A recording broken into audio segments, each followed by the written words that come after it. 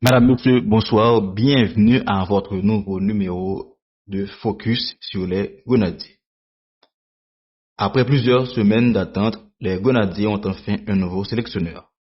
La Fédération haïtienne de football a choisi David Badia, technicien espagnol de 51 ans, pour succéder à Sébastien Mignet.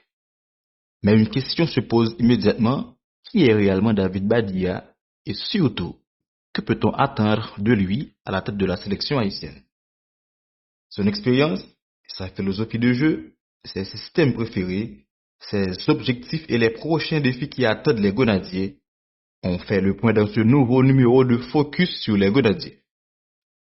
Et en deuxième partie, direction le Mercato, avec les mouvements de Ruben Spacius, Rudenski Pierre et Don Ditson Lucius. Focus sur les Grenadiers, c'est parti. David Badia, qui est le nouveau sélectionneur de l'équipe nationale. David Badia arrive avec un profil différent de celui de ses prédécesseurs. Nous connaissons que Sébastien Meunier, qui était ancien sélectionneur équipe haïtienne, il était quitté poste le 14 juillet dernier d'un commun accord avec les dirigeants de la Fédération haïtienne de football. Il a fallu un mois pour que ce dernier puisse être remplacé par un Espagnol, Monsieur David Badia. À 51 ans, le technicien espagnol possède une expérience construite aussi bien dans la formation que dans le football professionnel. Il a notamment passé 4 années au FC Barcelone au sein des équipes de jeunes du club catalan. Une expérience importante lorsqu'on sait l'importance accordée par le Barça à la formation, à la compréhension du jeu et à la maîtrise technique. David Badia a également dirigé plusieurs clubs au cours de sa carrière, avec une expérience qui lui a permis de travailler dans différents contextes. Mais son arrivée à la tête d'Haïti représente sans doute l'un des défis les plus importants de sa carrière. Car entraîner un club et diriger une sélection nationale n'est pas la même chose. Avec les Grenadiers, il disposera de peu de temps pour travailler avec ses joueurs. Il devra donc rapidement installer ses idées, connaître son effectif et surtout trouver la meilleure formule pour permettre à Haïti d'être compétitif. Quel style de jeu pour les Grenadiers?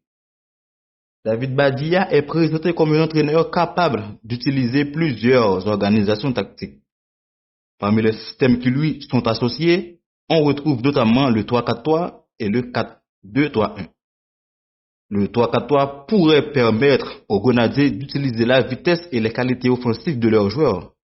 Avec 3 défenseurs centraux, 2 joueurs de couloir et 3 éléments offensifs, Haïti pourrait chercher à créer davantage de supériorité dans les zones offensives. Mais ce système exige également beaucoup de discipline. Parce que faut que l'équipe là habite le jeu comme ça pour lui capable de jouer comme ça en bon jour. Parce que depuis le de la sélection nationale là, nous pas jamais qu'un sélectionneur lui adopté un tel système avec Haïti. Donc, et s'adapter avec ce système, donc ça et apprendre du temps. Surtout avec 3 défenseurs pour habituer et faire 3-4-3 intégrés dans nom joueur. Donc, jouer à 3 défenseurs, donc il va falloir beaucoup de temps et d'entraînement. Parce que le couloir est vulnérable, donc c'est une formation qui peut vraiment maîtriser. J'ai qu'une table dire, son système qui exigeait en pile et discipline. Donc, en si peu de temps, pas quoi personnellement que 3-4-3 pour le meilleur et formation pour jouer nous à nous qui est entré dans le moule 3-4-3. Mais c'est sa formation préférée, il connaît en 4-2-3-1 tout et plus sûr que il a adopté le système et 4-2-3-1. Mais il bonne toujours et nous attendons et qui style de formation que David Badi a lui-même il va le faire Grenadier nous yo même yo joue. David Badia va-t-il imposer son système ou adapter son football aux qualités des Grenadiers? Nous connaissons entraîneur espagnol ça, entraîneur et idéaliste, donc il a quoi dans conviction, il a mourir avec elle, et donc il est capable difficile pour que David Badia lui-même lui adapter le football lien à qualité et Gonadie, nous connaissant cet entraîneur, et style entraîneur, ça y est, c'est Barcelone idéaliste, nous croyons que il va imposer et système niant à Gonadie, nous. Mais ça, c'est spéculer, n'a spéculer, c'est opinion, puisque c'est ça faut que ce Gonadie l'a pour faire, c'est bon, information et puis opiner et aussi. Mais il est encore tôt pour savoir ce que fera et David Badia. Mais nous avons deux échéances qu'a privé en septembre là, deux matchs de Ligue des Nations. Dans cette année-là, nous allons regarder comment qui première impression est David Badia avec équipe là. Et quels sont ses objectifs avec Haïti? David Badia s'inscrit dans un projet qui doit s'étendre jusqu'en 2028. Mais les attentes ne vont pas tarder à arriver. Le premier grand objectif sera la Gold Cup 2027. Haïti devra d'abord obtenir sa qualification pour cette compétition qui réunira plusieurs sélections de la CONCACAF. L'objectif ne doit pas être simplement de participer. Les Grenadiers doivent chercher à retrouver une certaine régularité et à redevenir une équipe capable de rivaliser avec les meilleures nations de la région. Parce que dans deux dernières éditions de World Cup là, nous sommes très mal passés. Nous sommes éliminés dès le premier tour en 2023 ainsi que en 2021. Dernière année que nous avons fait un bel Gold Cup, il va falloir remonter en 2019, là que nous atteindre. Nous avons atteindre les demi-finales, nous avons éliminé malheureusement avec l'aide de l'arbitre qatari et par le Mexique, nous avons éliminé dans les prolongations. Eh bien, dans le Gold Cup 2027 qui peut arriver à là, c'est Ligue des Nations qui a permis nous gagner accès à elle. Donc, ça comme premier objectif pour David Badia, c'est qualifier nous dans le Gold Cup 2027 là. C'est pas qualifier nous pour nous faire belle figure, mais c'est pas au moins qualifier nous pour nous capable compétitif dans le Gold Cup 2027 ça. Mais j'ai comme dit ça, il va falloir passer par la Ligue des Nations, ce sera l'autre objectif majeur. Haïti évoluera en Ligue A, avec notamment des adversaires comme le Costa Rica, Trinidad et Tobago, Nicaragua, Curaçao et la République dominicaine. Nous habitués avec quelques adversaires qui dans le groupe, qui dans la Ligue A avec nous, dans le groupe noir, puisque nous sommes dans le même groupe d'éliminatoires avec eux, éliminatoire Coupe du Monde 2026. Nous joué avec Costa Rica, Nicaragua, donc adversaires ça yo, nous habitués avec eux puisque nous sommes confrontés dans le dernier éliminatoire mondial dans la zone CONCACAF. Et puis l'objectif annoncé est de réaliser un bon parcours. Et pourquoi pas viser une présence dans le dernier carré de la Ligue A. C'est ça qui a donné accès directement à la qualification pour la Gold Cup 2027. Donc, il faut filer dans deux premières places dans la Ligue A pour être capable de gagner accès et pour passer quart de finale et demi-finale. Depuis nous dans demi-finale, donc on peut qualifier directement et sans casser tête pour la Gold Cup 2027. Donc, atteindre la demi-finale serait un signal fort envoyé à la CONCACAF. Haïti veut redevenir une sélection qui compte dans la région. L'objectif annoncé est de réaliser un beau parcours, Jacob Dedilan, et viser en place dans le dernier carré dans Ligue A. On poursuit et avec notre podcast de focus sur les Grenadiers, le vrai défi de David Badia. Nous toujours dans la première partie, côté que nous avons parlé de arriver David Badia comme nouveau sélectionneur de l'équipe haïtienne de football. Mais au-delà des systèmes tactiques et des résultats, David Badia aura plusieurs problèmes à régler. D'abord, il devra créer une véritable identité de jeu. Ces dernières années, les Grenadiers ont connu plusieurs changements sur le banc. Chaque entraîneur arrive avec ses idées, son système et ses méthodes. Et Haïti va jouer 5e édition de Ligue des Nations CONCACAF là, depuis les compétitions ça même les villes dans la zone. Donc, nous allons jouer 5e Ligue des Nations avec 5 entraîneurs différents. Donc, pas de consistance, pas de régularité dans la zone avec banc et équipe et haïtien. Donc, chaque année, véritablement, nous principalement échanger entraîneurs. Plus de temps pour entraîneur faire pendant 5 dernières années, c'est Minier qui était là en mars 2024, nous qui allé et en 2026. et à qui veut l'entendre. Aussi, c'est les mêmes qui baillent plus résultats tout. D'ailleurs, c'est deux meilleurs, et sous les dernières années, là, c'est deux meilleurs sélectionneurs haïtiens qui baillent résultats. Ils ont été des Français. Marco là, avec les Notre Rivière Gold Cup de 2019, nous font une belle performance, arrivé à atteindre les demi-finales. C'était sous sa roulette. Et puis, en 2026, avec Sébastien Migné, et quand même, il était arrivé qualifié équipe là pour la Coupe du Monde 2026, 52 ans après et notre absence. Ça, c'est aussi, c'était un palier qu'il était franchi et dans et carrière. Donc, et c'est pour nous retourner et pour nous dire que donc Haïti besoin en consistance à faire de changer entraîneur chaque un dans l'intervalle de 2 ans. Donc, il n'est pas bon et pour et régularité équipe là. Donc, David Badia devra donc apporter de la continuité. Deuxième défi, gérer un effectif dispersé dans plusieurs pays et plusieurs championnats. Puisque nous connaissons les sélections nationales, ce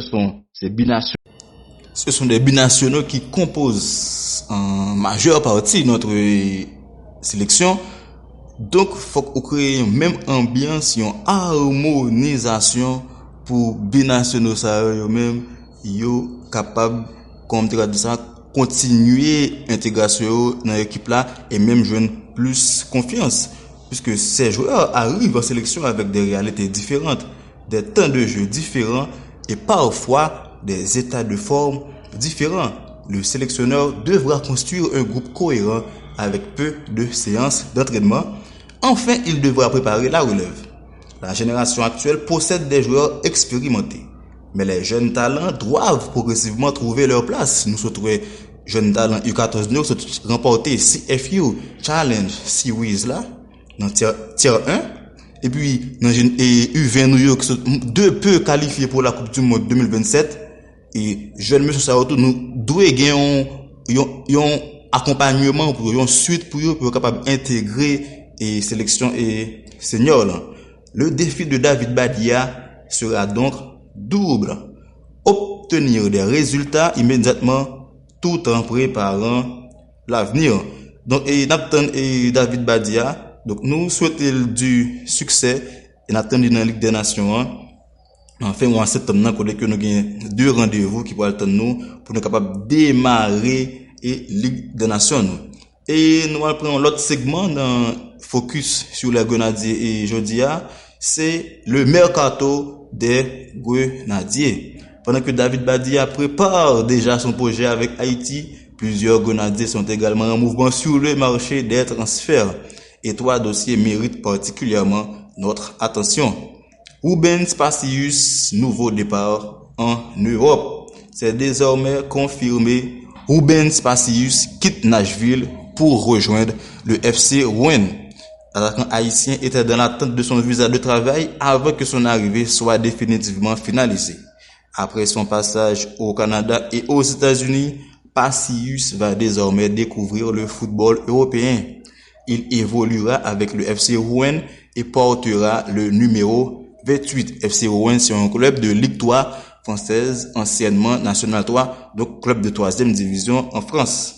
Un nouveau défi pour l'attaquant haïtien qui cherchera surtout à retrouver de la stabilité et à gagner du temps de jeu.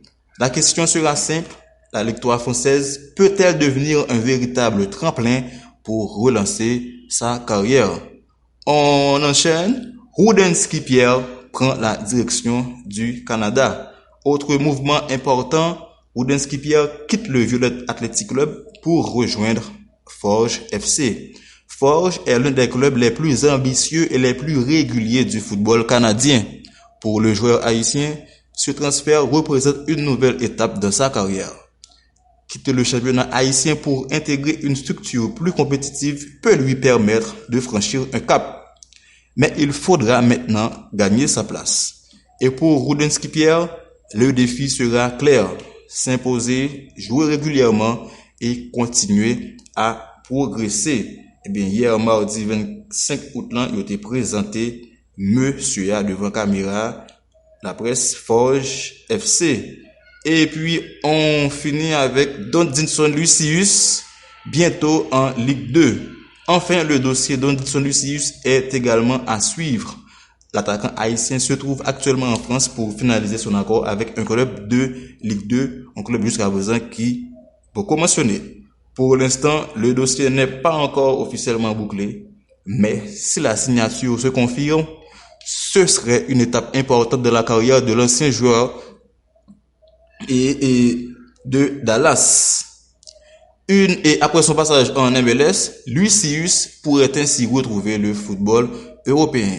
Une arrivée en Ligue 2 lui offrirait une exposition importante et un championnat exigeant pour continuer sa progression.